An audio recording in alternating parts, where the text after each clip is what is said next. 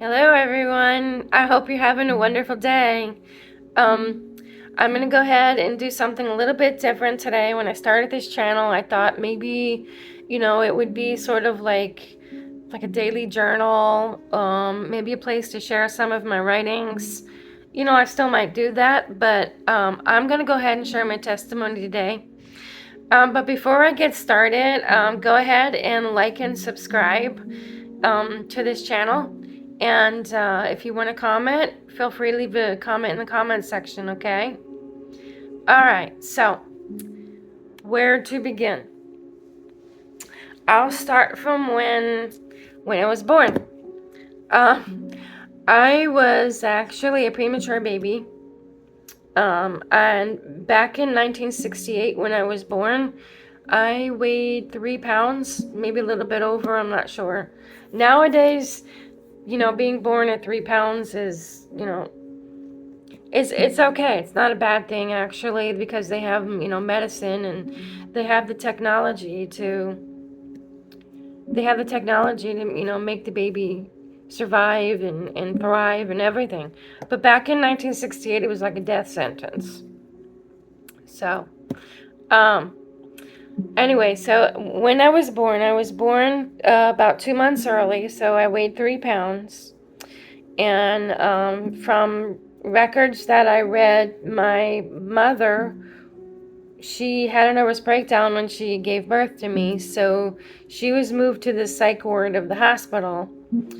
And I guess I just never saw her again, at least not until I was about 3. And I'll tell you all about that. I really believe it was her that I saw. But anyway, needless to say, I'm adopted, because she never came back for me in the hospital. Neither did my biological father, because he was, I guess he was in rehab for alcoholism. And yeah, and they had some issues, both my biological mother and father. And they met in a hospital, of all places, for, I guess, rehab or something.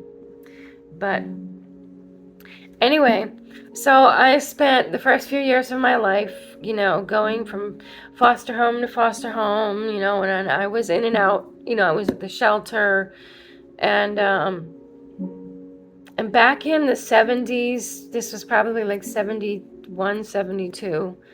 I was in a foster home where, there was a lot of heavy abuse, and I really think that she was into some type of satanic worship or something, because just some of the things that she did and said, and some of the things that I saw take place in the home when I was like 2 and 3 years old.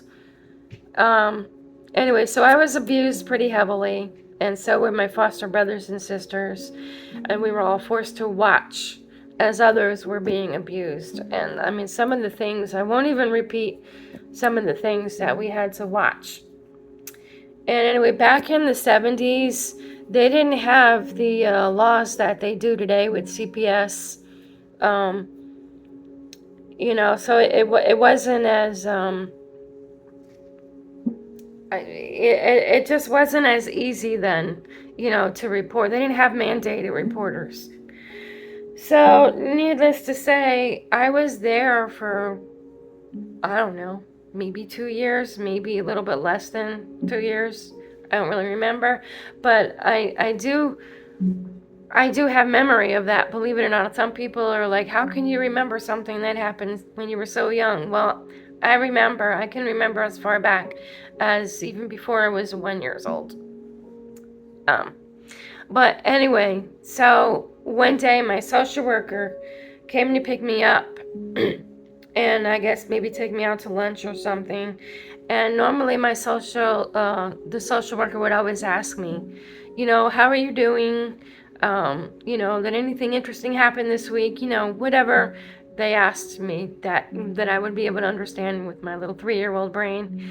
And so I could remember one time my foster mother, she says to me, and I can't remember her name, but Anyway, I call her the witch. But anyhow, she had said to me, um, when you go and you guys are both in the car, put your hand over her eyes while she's driving, and then she won't be able to see and she'll get into an accident. And of course, when she told me that, something in my little 3-year-old mind said, I don't think that's right. I think that would be really dangerous. And I mean, now I look back and I think it was obviously the Holy Spirit telling me to not do that. It would not be a good thing. And so I didn't do that. Needless to say, I came back from the visitation, and when my foster mother found out that I didn't do as she said, I ended up in big trouble and was severely abused for it. Anyway, after like almost 2 years of that, I remember one day the authorities came to the door, and let me backtrack a little bit. One of the times my social worker came, I told her what was going on and the things that I was witnessing and the things that my foster mother was doing to me and to the others, and the things that we were all being made to take part in. And it was probably over 2 or 3 visits that I told her those things. That might be why she told me not to tell anything to my social worker, and to put my hands over her eyes and everything, because they might have already started questioning her about it, and this was how she figured she would deal with it. If the evidence was gotten rid of, maybe the investigation would stop. I don't know. But it took a whole lot more doing back in, I guess, 1971, whenever it was. But finally, the authorities, I guess, got wind of it, and they had probably piled up enough evidence from not just me, but like, medical reports from other foster kids in the home, and, all of that. Maybe their testimonies too, because I know I wasn't the only one. The authorities came that day to the house, and I remember when they took me, over to the shelter, and I was so happy, to be leaving there. I felt free, finally. I was leaving that awful place, and when I got to the shelter, I guess I was met with a different kind of, I don't know, acceptance, maybe. I wasn't physically abused so much at the shelter, but I was definitely ignored a lot. And I remember I was bullied a lot too by the other kids there. And they would do things to me like put me in the toy cabinet and lock the door, not let me out, and I would pound on it and cry. And I think that's probably where my claustrophobia came from. But anyway, after I was there, I think I was only there for like 6 months maybe. But after several months over there, I had met the family that adopted me, my mother and father that adopted me. They adopted me when I was 5 years old, but I was okayed by the judge finally to go to that adopted family when I was 4.5. And I began calling them mom and dad before the adoption papers were actually signed. And I was so happy because it was my forever home. I thought I was finally in the place where I was supposed to be forever and ever. I would be loved, I would be cared for, I would be special, And well, it turned out that I know my mother loved me. I know she did. But she had a lot of issues herself, things that she dealt with in her past. And so, unfortunately, it negatively affected my life, And I could probably say the same for things in my my adopted dad's life too, because he was kind of different. He was a little bit more standoffish. He didn't, he didn't engage as much. He didn't like to let on, his emotions, how he felt about things. Um, he kind of looked at things like maybe trying to gain like attention and acceptance, through monetary things, like buying things or money, things like that. And I never really found. I just wanted someone to be there and to love me for who I was. Well, without rehashing everything that I went through, um, in my adopted family, I could say that it was a definite rocky start. Um, and kids can sense these things, and I can say this because the schools that I went to, the first 3 years of schooling was in a Catholic school where they believed at that time in corporal punishment. And the things that I witnessed in there and the things that were done to me for little things like taking a bite of my sandwich when the nun was talking to me, things like that. Or the fact that I'm a lefty, I write with my left hand, and that's a no-no in Catholic school, so I was forced to, learn how to write with my right hand. And, I had to sit in the back of the room until, I complied and all that. And needless to say, that didn't happen because I'm still a lefty. Anyway, so when I was 3 years old, my mom took me out of Catholic school and put me in public school. I still went to Catholic church and catechism and all that growing up. Um, but I was in public school. And the kids in public school, I guess, they can pick up on things. And they obviously knew that I was a different kind of character. So I was picked on and teased mercilessly in school. And, back in the 70s and 80s, things were different than they are now. And of course, they didn't have the intolerance to bullying like they do now in schools.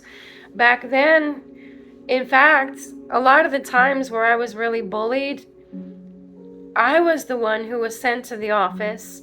I was the one that had my mother called. I was the one who said I must have been provoking it. When, boys would gang up on me and basically beat up on this little girl, the principal would say, well, somehow she provoked it.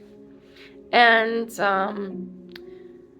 so yeah, that followed me throughout my whole entire life in school. I went through, the rest of elementary school and then middle school and then high school, being mercilessly bullied and called names like, I'm gonna date myself, but cousin it. And, I had like basically no friends. I might have had one best friend. And, yeah, I mean, I don't want to rehash all that, but I will say that I was very hurt, very lonely. I felt very isolated, unwanted, unloved. And by the time I was 15, I started running away from, well, no, actually, I started running away from home when I was 10. But then it was different. It was like, I ran away from home for a few hours, and then, eventually, either one of my friends would bring, one of my friends' mom would bring me back home, or maybe I would just go back home. But by the time I was 15, it changed. I started, experimenting with minor drugs, very minor, things like marijuana, a little bit of cocaine, and drinking. I experimented with that too because my dad was a liquor salesman and he always kept it in the garage. So I would go into the garage at night after everybody went to bed And I can remember going to the school the next morning with a hangover. Oh my gosh. Anyway, so yeah, I would run away from home, and eventually it got so bad that one of the times I ran away from home, I overdosed because I had some medication with me because I was diagnosed with epilepsy when I was 13. So I overdosed on that when I was at the police station because they caught me because a hitchhiker picked me up, and the hitchhiker just happened to be, I guess, somebody who might have had a search warrant. And I can remember when the cops stopped him, I got out of the car and ran away, and they naturally came after me, and so I ended up in the police station that night, and my mother called, you know, and that's the night they went ahead and admitted me to a psychiatric ward at the hospital because it just, I tried to overdose, and and I had a lot of other emotional issues, a lot of them. I mean, I was cutting, uh, I I was just a mess. Anyway, so while I was there, I was in counseling, and I did run away from there a couple of times too. But I always ended up back, and that's pretty much what my life was like until I was about 18. And then when I turned 18, I met my first husband, which was it was a very toxic relationship because he had some pretty severe issues himself. In fact, and I didn't know this until after we were divorced. We only were married for about, we were together for a year, and then we were legally separated for a year, and then divorced at the 2-year mark. But I found out after that, or during that time we were separated anyway, I found out that he was sexually molested when he was a child. God rest his soul, though I found out many years later that he passed away. And I'm praying that he gave his life to the Lord before he did. Because at that time, both of us, the things we were doing, the things we were into, the type of lifestyle we were living, we were definitely not walking with the Lord at all. Anyway, so we were married for 2 years, like I said, together for 1, and then the legal separation for 1. And after that divorce, I got together with my second husband. In actuality, I got together with my second husband before the divorce. And so that relationship, I mean, it just, it started in a really bad place to begin with, because even though my first husband and I weren't actually divorced yet, I was still cheating on him with my second husband because we weren't even actually legally separated yet when that started happening.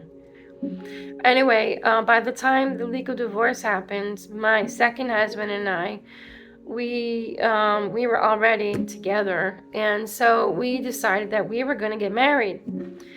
And we did, and I was pregnant with my first son. And within the first year of our marriage, gave birth to my son, my first son, Matthew. And and I remember by the time he was 2, I had started going to church because I remember thinking to myself, something was missing out of my life, and I didn't know what that was at that time.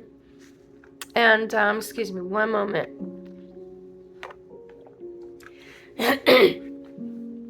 And I didn't know what that was at that time, but I knew something was missing. So I probably spent like a year just really searching, I used to write poetry a lot.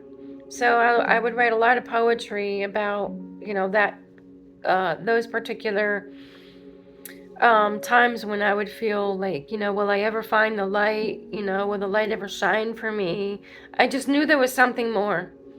And I knew that I felt like I needed to go back to church, and the only church that I knew was the Catholic Church, because that's where I was raised, was in the Catholic Church.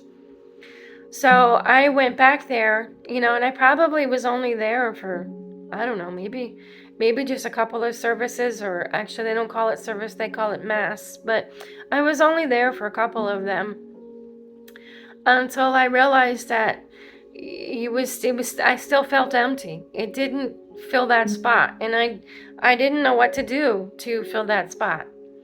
You know, my husband at the time, he was occasionally going to a Pentecostal church, and I would go with him sometimes, but it was like foreign to me because I grew up in a Catholic church, and I didn't understand. I didn't understand it. Especially a Pentecostal church it's got a lot of elements involved in it that, if you're from a Catholic church, it'll almost scare you. But so I went a few times, but what I learned in that was that I needed to have a relationship, an intimate relationship with God. And I remember it was during a healing crusade, and they did an altar call, and I went down to the altar. My husband, who wasn't my husband yet at the time, but he was down there. He was backslidden, and he was giving his life back to the Lord. And I remember thinking to myself, I want us to have our lives started together in the Lord the right way. So when the evangelist called for, those that want to do that, I went to the altar and I said the sinner's prayer. Now, mind you, I do not think that the sinner's prayer is going to be what saves you alone, not by any means. But I will say it was a stepping stone, because I knew that that's where I found my need for him. Although my life hadn't really showed much change yet, my husband at the time, I keep saying my husband at the time, but yeah, we weren't married. He was my boyfriend at the time, actually. But we were going to be married. So anyway, going back to when my son was born, and I knew I had that empty spot still. I was looking and searching, and I had gone back to church with my husband a few times.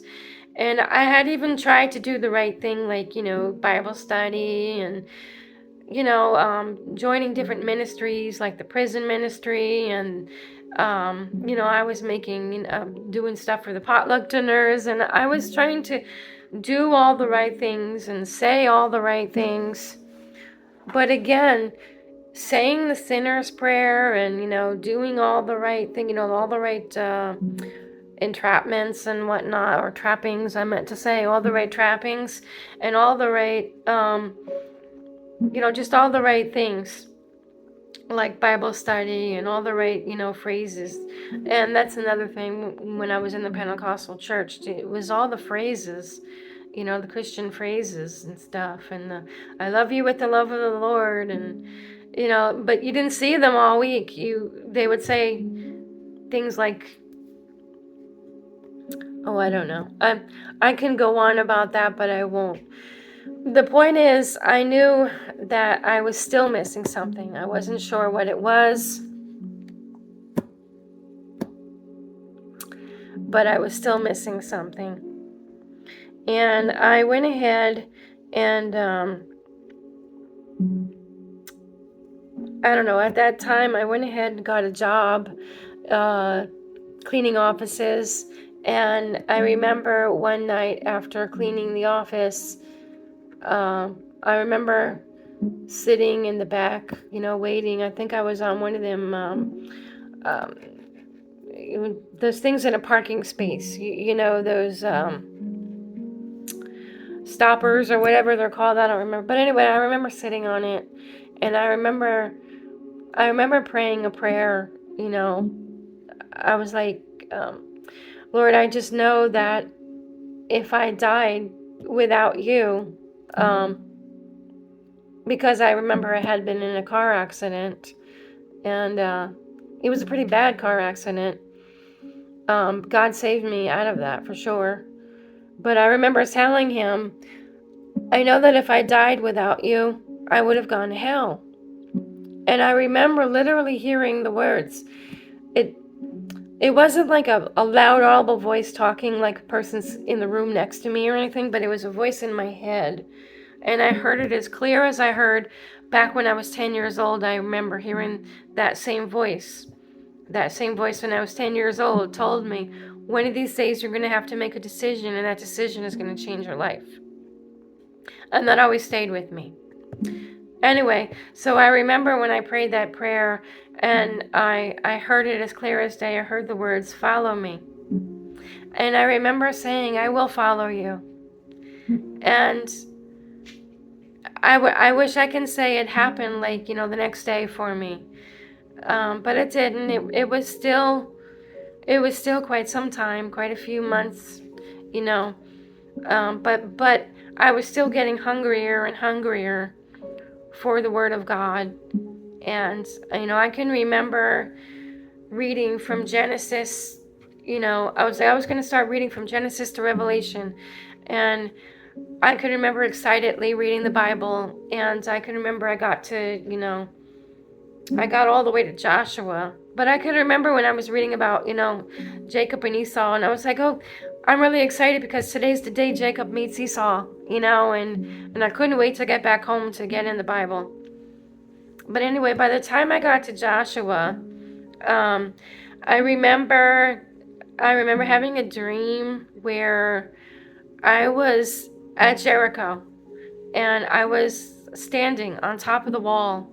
And I remember, in Jericho where they blow the shofar and then the walls fall.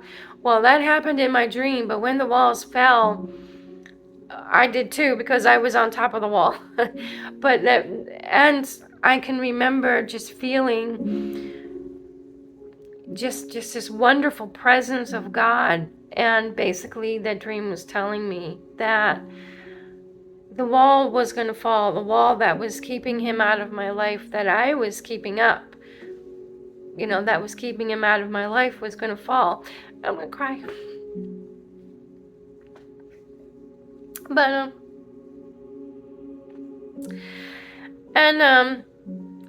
I can remember just having a series of times where the hunger was so deep, and I still didn't understand it, in fact, it would visit me in my dreams mostly because my finite mind couldn't wrap itself around that thinking. Matter of fact, I still kind of wanted to run from the idea of a deep relationship with God. When people would talk to me about a deep relationship with Him,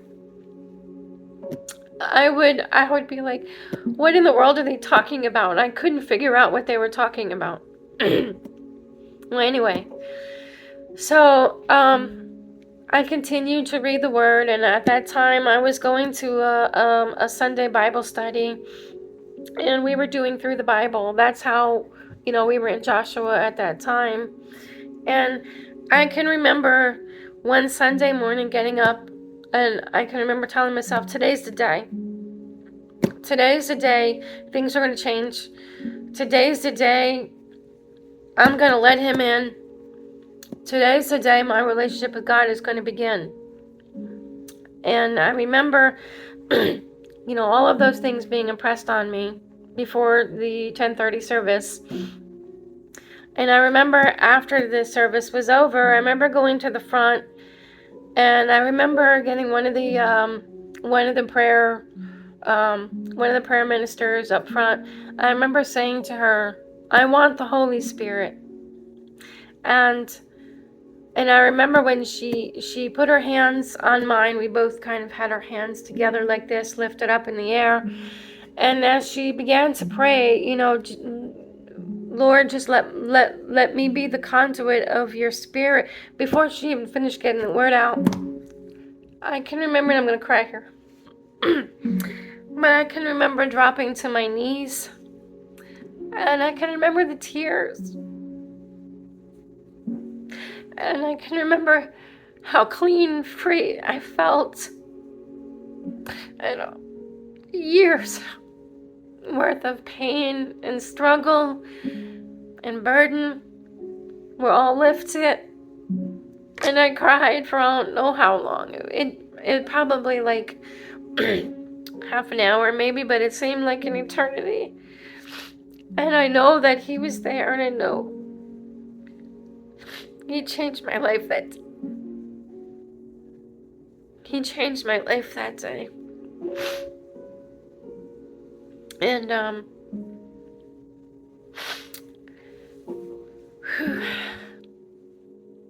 what I'm saying is, from that day on, and I remember it too. It was after the 10:30 service on Sunday, April the 2nd, 1995.